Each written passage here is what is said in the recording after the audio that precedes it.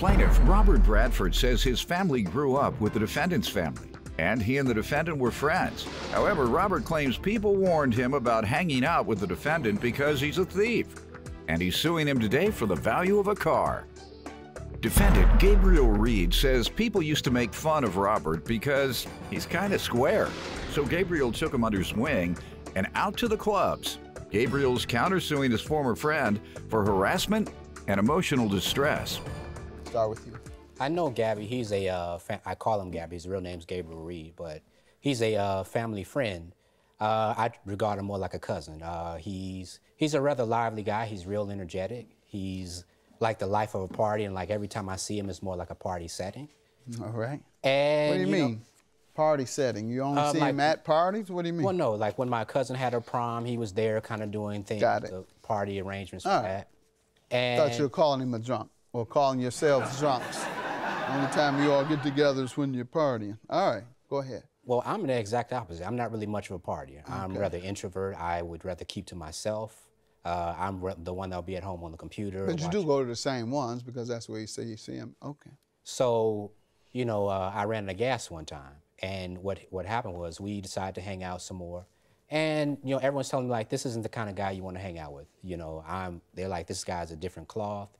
You, on the other hand, you're more quiet. So I said, you know what did they say he did wrong or destructive, or what bad influence would he be when they said he was slick. Said this is not the guy you want to hang out with? They said he was a thief. Oh, okay. And that he's slick, and that he would get into criminal. Cut to the chase on that one. Yeah, yeah, they may have had a good point.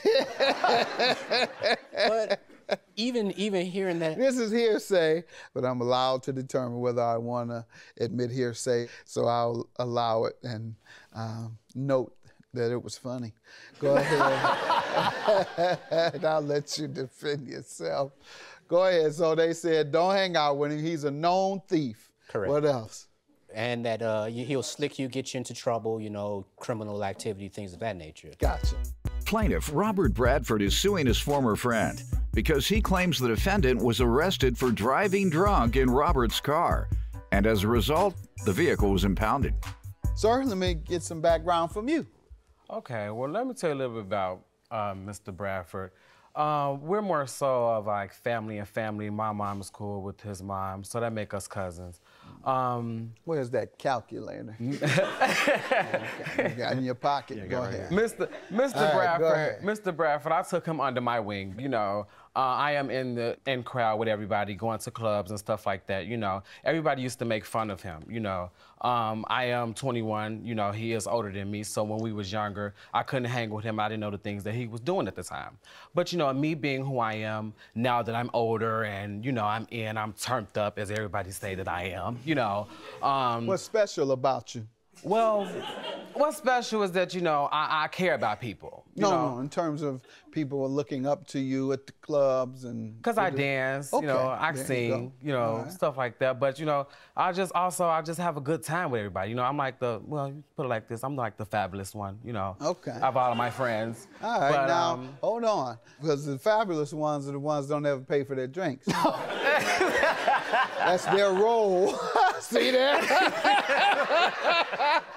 That's their role. You just entertainers. All right, I entertain y'all, but I ain't paying for no drinks.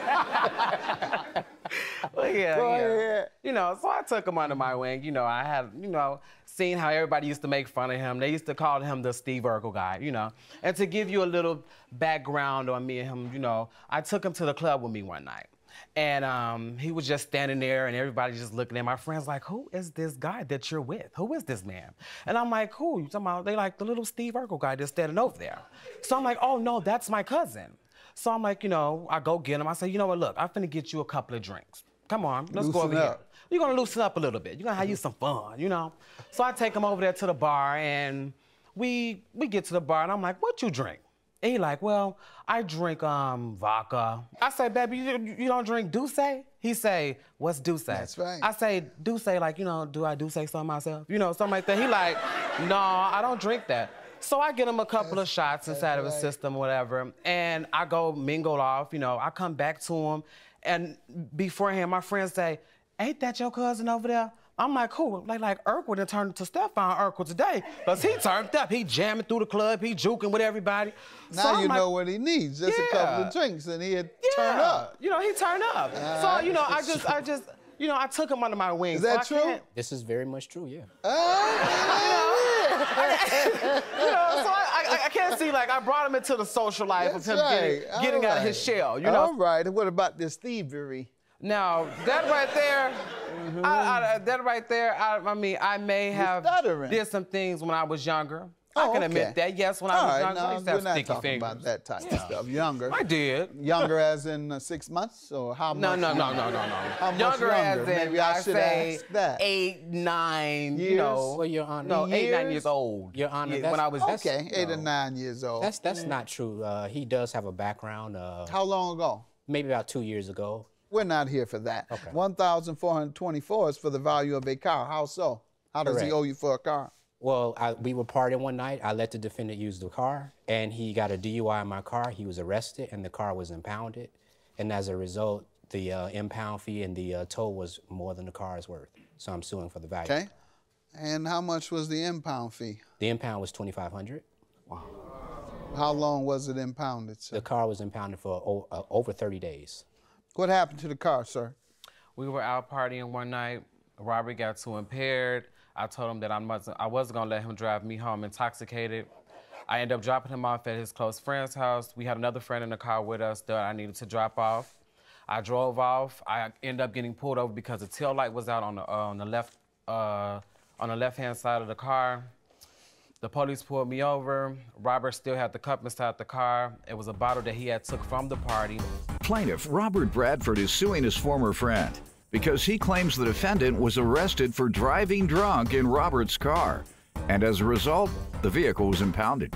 Why don't you think you should pay for the man's car? Because where is it now? This is a disposal notice saying that they're going to sell the car or otherwise dispose of it. Anyone have any other evidence? The towing notice, because they also give you a violation, a towing notice in the beginning.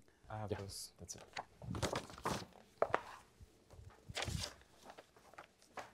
All right. So even though you had 30 days and you could have avoided the sale, you didn't have the money, obviously, right? Correct. All right, because the cost went up over 30 days. Sir, what's your defense to paying your liability for having his car towed? Oh, because the car wasn't towed because of me receiving a DUI. It was towed because he didn't have no insurance. And I have proof of it. All right, let's see.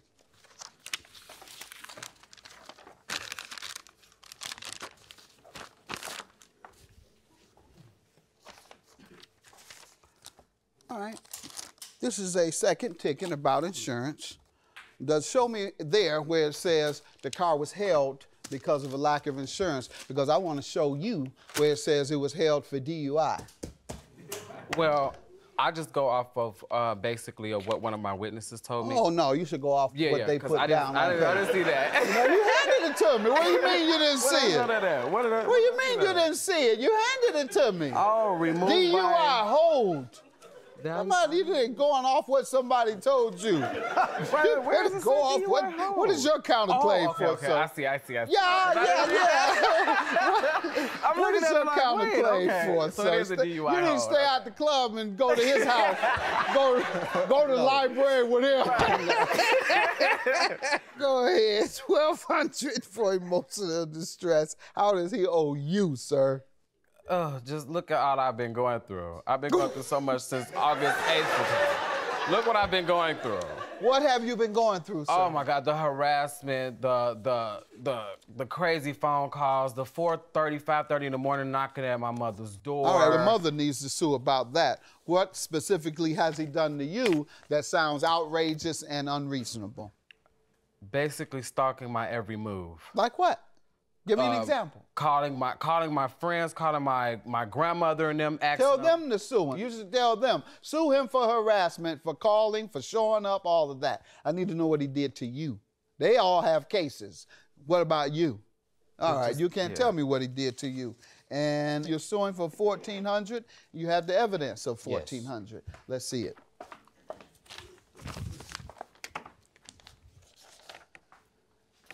See, sir, all you had to do is when it was first told, within 2 days, go and get it out or give him the money to get it out. And instead, he didn't have the money to get it out. So it's your responsibility because we can't expect him to cover for your mistakes. Right. 1424, fair condition is what it says. I'll grant you that, sir, and your claim for emotional distress is dismissed. Have a good day. Judgment for the plaintiff.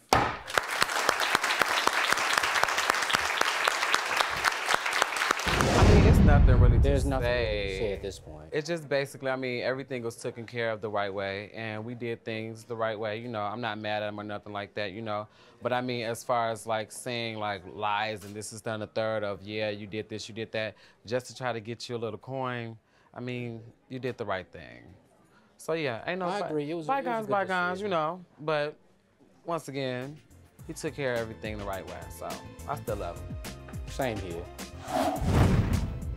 Are you owed money and don't know how to collect? If so, go to my website, askjudgemathis.com.